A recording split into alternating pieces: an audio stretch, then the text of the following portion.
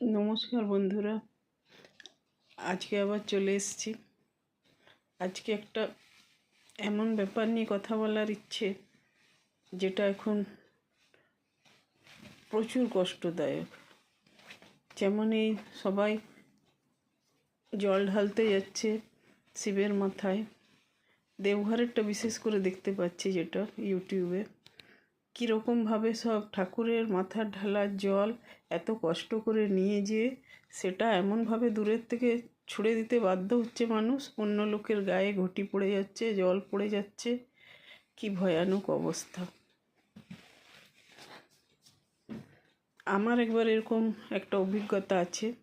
একবার আমরা বাসে করে ঘুরতে গেছিলাম বাংলার কতগুলি তীর্থস্থানে। 3 দিন ঘোরার পরে গিয়ে পৌঁছাই তারকেশ্বরে। তারকেশ্বরে তখন ভিড় ছিল না, কিন্তু 2-3টে বাস গিয়ে পৌঁছাতে ওখানটার অবস্থা সঙ্গীন হয়ে উঠল।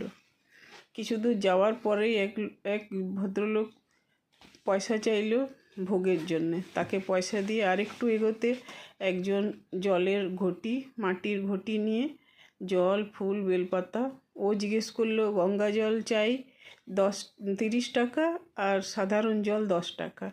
সবাই আমরা গঙ্গা জলই নিলাম এত দূর যখন এসেছি।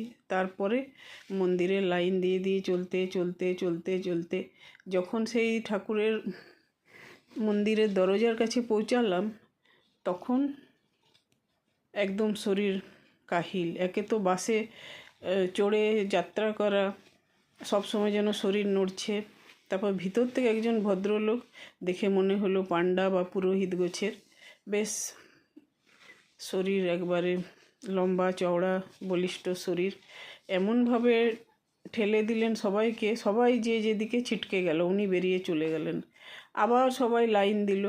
আমি সেই এক হাতে জলের ঘটি ধরে আছি, আর সেই ঘটি নিয়ে আমি দাঁড়িয়ে আছি, কিন্তু আর পারলাম না লাইনের ভিতরে ঢুকতে।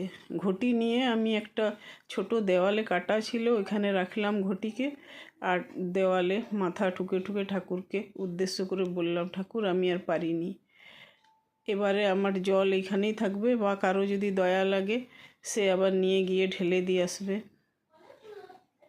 বা নাই আসুক, আমার তো কিছু করার নাই। কারণ আমি বেশি যদি ওখানে ঢোকার চেষ্টা করি, আমার কিছু হয়ে যায়, আমার বাচ্চারা অনাথ হয়ে যাবে। আমাকে যারা পাঠিয়ে দিয়েছে, মা ভালো করে যাও, কোনো ভিড় জায়গায় যেও না, কোনো তীর্থস্থানে ঠেলাঠেলির ভেতর যেও না, সেইগুলো দেখে এখন আমার খেয়াল আসছে এসব কথা।